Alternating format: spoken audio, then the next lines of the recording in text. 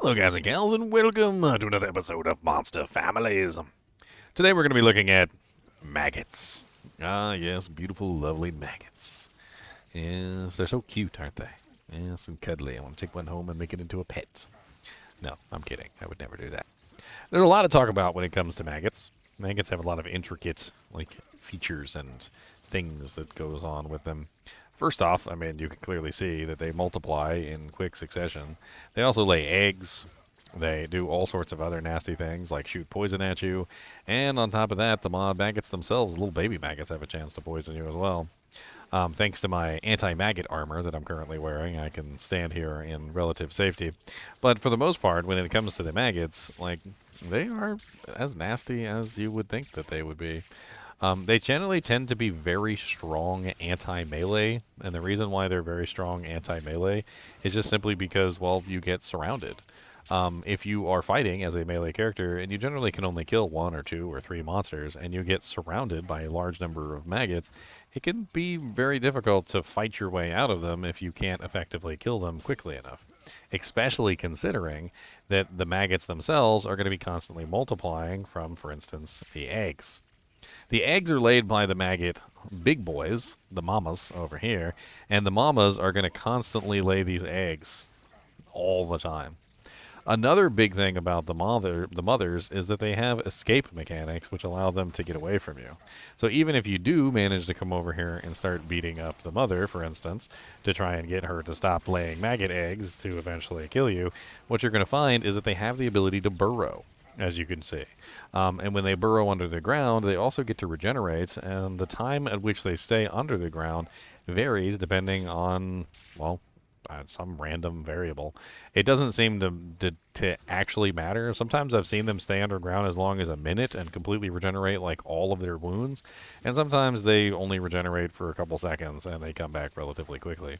As you can see, they leave behind an actual burrow hole in the ground when they come back up, and they will burrow multiple times. It seems to be a health trigger. So if you bring their health down to a relatively low value without killing them, you'll see them burrow. Let's see if I can get another one to burrow here just for Pete's sake. And of course I'm doing too much damage to them to get them to burrow because I'm killing them, which is not what you want to do. See if that's low enough.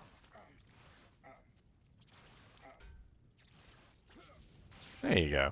As you can see, they can burrow pretty much anywhere. Another very important thing about them burrowing is that you can sometimes go over them when they're burrowing, and this can be a problem in the maggot layer specifically.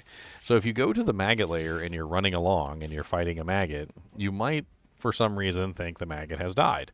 You're like, oh, the maggot's gone. Where did he go? Well, the silly thing is that sometimes what occurs is that the maggot burrows under the ground and you run over the maggot. And when you run over the maggot, you can end up getting trapped basically between 2 monsters. So as a melee character, sometimes you do have to be a little bit leery when it comes to the maggot big boys inside the maggot layer itself, because if you're not particularly capable of killing them with exceptional speed, which of course, once you're fully geared you will be able to, you may find that they will burrow in your pathway, allowing you to pass over them, at which point they will suddenly reappear and then will block your escape, essentially locking you into a death area. Let me see if I can find an interesting little combination of maggot mamas in the tube here. This is a very interesting video. Maggot mamas in the tube. So let's get her down, and as you can see, I can pass over her when she's burrowed, right? However, as soon as she decides to come back up, I can no longer retreat back to the other side, which can sometimes lead to your death in the maggot layer if you're not careful or if you're not particularly strong enough to kill them with proficiency. On top of this, it can also happen with the elites, which can be immune to your specific elements, which might potentially trap you in a situation where, although you're powerful enough to kill them, you might not be able to kill that specific one that is immune to your specific element, which can be a big issue. They also just generally keep laying eggs forever and essentially clog every orifice of space that they possibly can. In fact, there have been many times where I've actually found myself just absolutely surrounded by maggots. In fact, I actually remember this one short that I did a while back where literally I was just surrounded by maggots in my immortal paladin because I had designed a character that was immortal and I wanted to like play around with the fact that my character was immortal.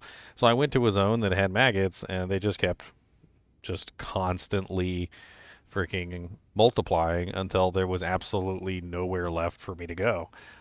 This is a image of me literally surrounded by maggots, as you can clearly see, as far as you can get, like just one, two, three, four, like five maggots deep in a line all the way around me in a circle, and they'll just keep multiplying forever, which is insane for some melee characters. Now, generally, to deal with these guys, you either A, need to make sure you kill the mothers and the eggs as quickly as possible, or B, have some sort of very nice AoE attack, which you can use to deal with the maggots in rapid succession. Obviously, prolonged encounters with the maggots with a relatively bad damage character can lead to situations like this, where you're literally surrounded and you have nowhere to go.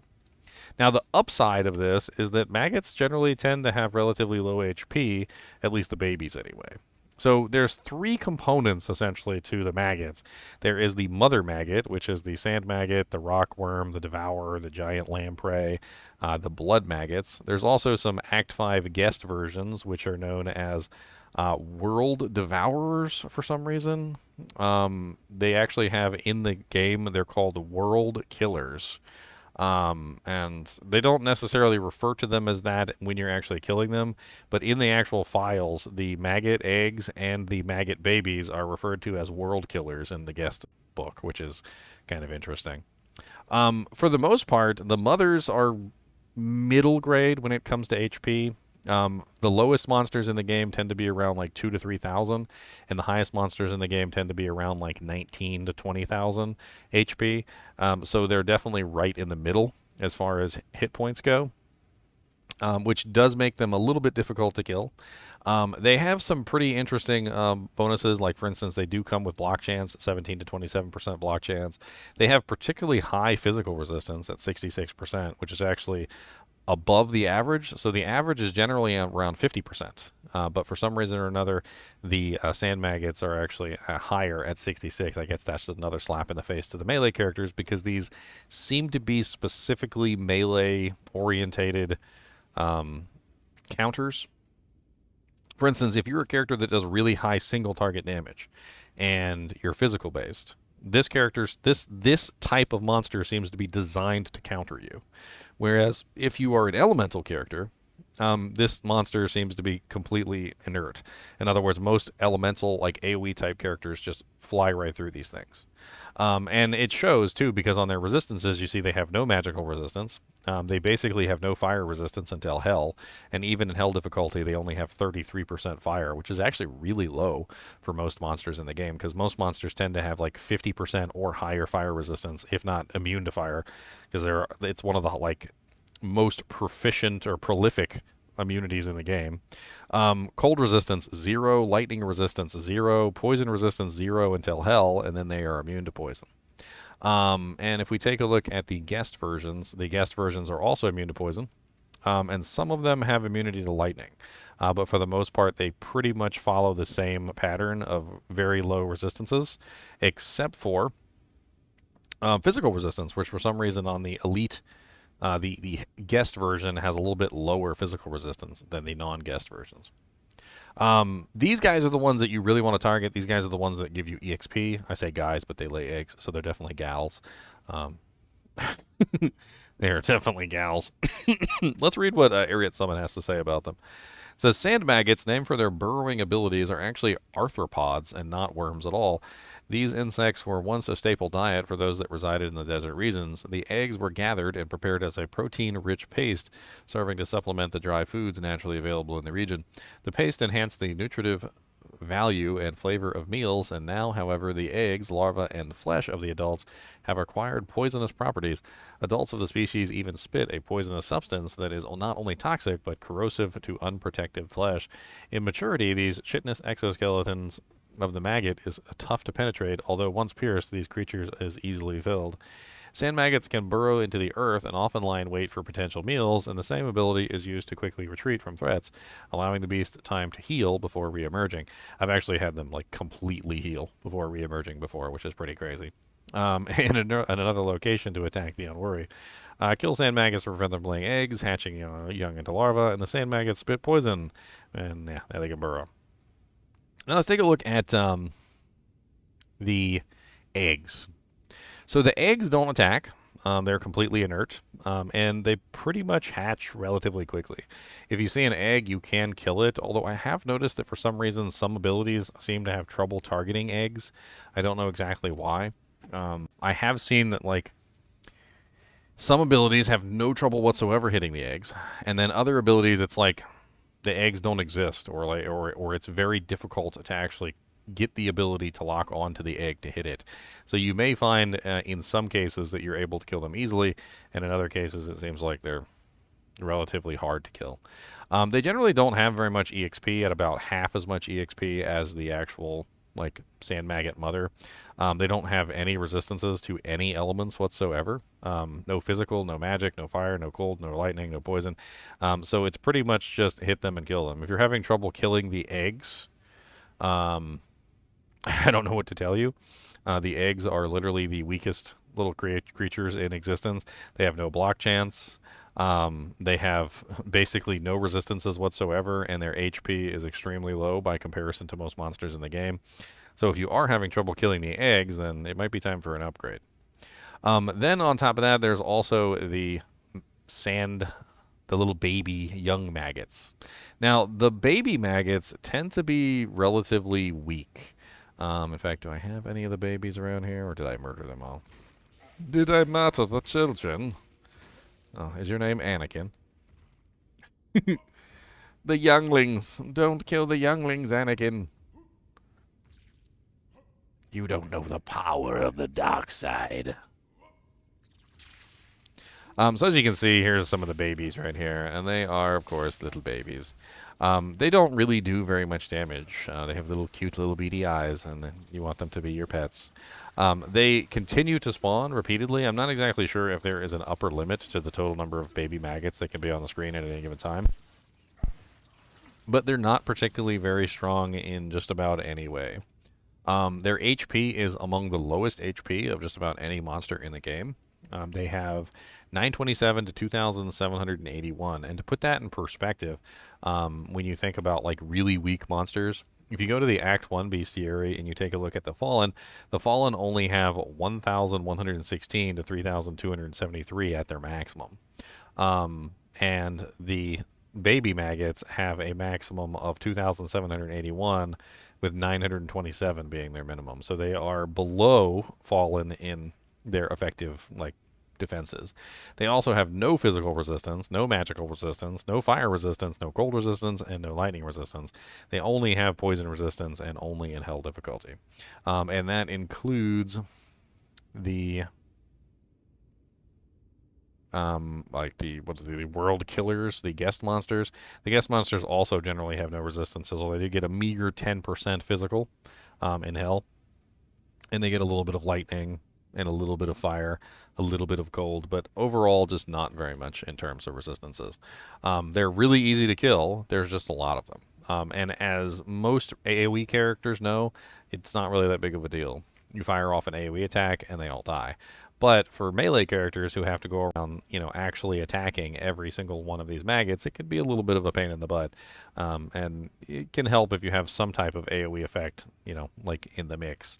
Like, for instance, this character is utilizing Chain Lightning, which can help by adding the Chain Lightning and the static into the affix, so I'm able to kill them a little bit faster.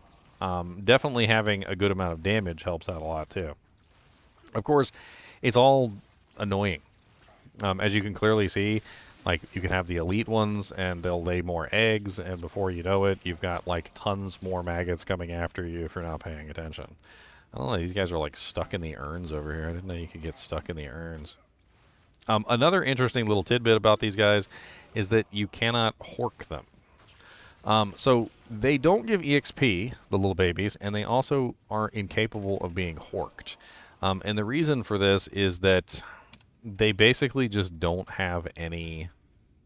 I'm trying to think what the term here is. They don't have any horking ability because they are infinite. And they don't give any EXP because, again, they are infinite. So you wouldn't want a monster that is infinite to be able to be horked, and you wouldn't want a monster that is infinite to be able to be basically give EXP, right? It's a glitch in the game, essentially, right? So if we take these monsters over here, I will show you a trick with these guys, though, that is interesting to know. And let me make sure I got maxed out Find Potion. So although you cannot hork them, you can use them for potions. So I'm going to go ahead and put Find Potion on real quick, and you can actually use them to farm juvies.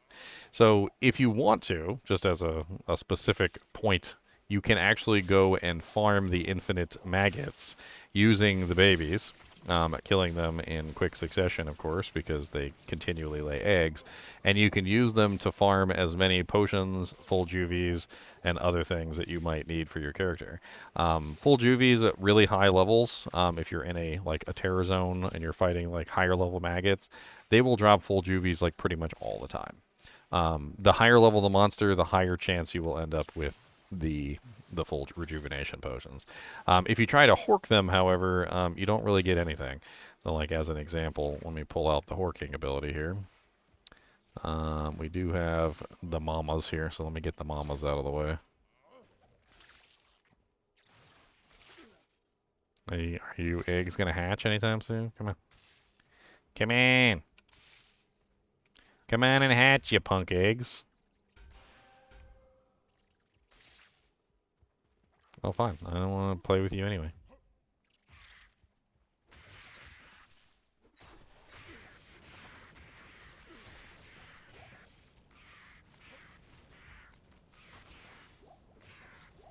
See if I can get this one to lay an egg. Lay an egg, weirdo. There we go. Look, the little egg. It's a big. Oh, he laid 2 eggs. That's a big mama. She got 2 little writhing eggs coming out of there. Why does it seem like sometimes they just don't hatch, though? Alright, so here we go. Let's pull them over here, and let's go ahead and kill them. Murder, murder, murder, murder. Murder the babies. Alright, so here we have the sand maggots, and you can see I can hork the babies all day long, and nothing will come out of them. It doesn't really matter when it comes to the babies. Horking doesn't work on them, so you might as well, if you're in a situation where you're fighting, like a large number of maggots, you might as well just switch over to your Find Potion if you want to hork the baby maggots, because otherwise you're not going to get anything out of it. Just free full juvies, free super healing pots, and free super mana pots for basically anybody nearby. You can do the same thing with the Act 5 monsters or Act 4 monsters too, like if you want to. There's the what are they called? Vile Mothers. Yeah. So these guys make little babies. They make the Vile Childs. That's a good name. Same thing with these guys. No EXP. Can't hork them. Same exact thing. You can use Find Potion on them, and that's about it. So they're fodder, essentially, is what they are. They're both kind of designed as anti-melee characters. And the funny thing is in Act 4 you can actually end up with both of them. So you can actually end up with both the Vile mothers and also the sand demons at the same time, which I do believe we actually have in this game, by the way. So just as a fun little example, let me show you what it's like when you're absolutely surrounded by a sea of multiplying monsters on a regular basis. So these are the Act 4 maggots, the blood maggots. And these are the flesh spawners, the grotesques. Right? So if you run into a situation like this, where you literally have access to both the flesh spawners and the maggot mothers at the same time, it can get absolutely overwhelming for some melee characters, because then you have a sea of maggots all trying to kill you and a sea of grotesque worms all trying to kill you at the same time. And having both of the spawners in the same exact area is one of the worst, like, for low damage melees that really can't dish out any kind of AoE damage. You definitely have to have some way to deal with these guys. You're basically your mamas. You got to get the mamas dead so they stop reproducing. Otherwise, it's just going to be a pain in the butt. You can utilize things like Redemption to try and help you out, because, of course, Redemption lets you suck up the corpses, which can potentially help sustain you. But attacking the babies doesn't really do anything, because they're just going to keep coming. They're just going to keep multiplying. As the maggots lay more eggs and make more babies, and as the flesh spawners make more of their stupid little grotesque worms, you're just going to end up surrounded and overwhelmed relatively quickly. That pretty much covers everything for the maggots. Very annoying monsters. Also relatively, I think another term would be inefficient. Because in general, since the sand maggots, the mamas, are the only ones that actually give EXP, and the eggs and the babies give no EXP, then this means that in general, if you're spending a lot of time fighting the babies and the eggs, it's a very inefficient process where you're essentially stuck in a loop of just farming monsters that aren't giving you any benefit. The babies don't drop you any items. The babies don't give you any EXP, and they generally just waste your time, right? So, like, the maggots generally tend to be one of the monster types that you kind of want to avoid, not necessarily because they're extremely hard to kill, but just simply because they're a waste of time. Without any actual drops from the babies and without any actual EXP from the babies, it's just a lesson in futility. You know, you're spending time to get nothing, essentially, in most situations. So you kind of want to make sure you're farming. If you're killing these guys, you're killing the mothers, you're getting rid of the eggs, and you're doing your best to move past them as quickly as possible, because they're annoying and stupid to kill. I think that's pretty much it for the maggots. They're also grody, by the way, and they make grody noises. There is a maggot queen, but I don't think she technically counts as anything. She is the only one that can actually create maggots, by the way. So interestingly enough, there are, except for the flesh spawners, there is an example of a monster that can resurrect or create the other monsters that are creating the other monsters, right? So, like, in this particular case, the maggot is creating the eggs, and the eggs are creating the babies. In the case of the queen, which is the cold worm of the burrower, which is at the bottom of the maggot layer, she is the only creature in existence that can create the mothers, which can then create the eggs, which can then create the babies. Similarly, with the fallen can be resurrected by the shamans, but Bishy Bosh has the power to resurrect the shamans, who can then resurrect the fallen. I do not believe there's any such method for the flesh spawners, though. There's no, like, creature that spawns the flesh spawners that can then spawn the baby flesh spawners, like the baby fleshes. Like, I don't think there's anything like that. So in the case of the sand maggots, the queen is the only one that can create more sand maggots. And I think in her particular case, when she creates a sand maggot, similarly, you get no EXP for any of the sand maggots that she creates. So, again, a lesson in futility, because you're getting essentially nothing for that journey.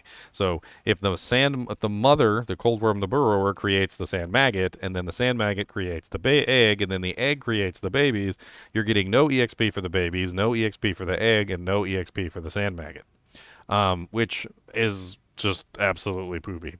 It's one of the reasons why nobody really likes going down into the maggot layer, is that a lot of the monsters down there are just annoying and, like, a waste of time.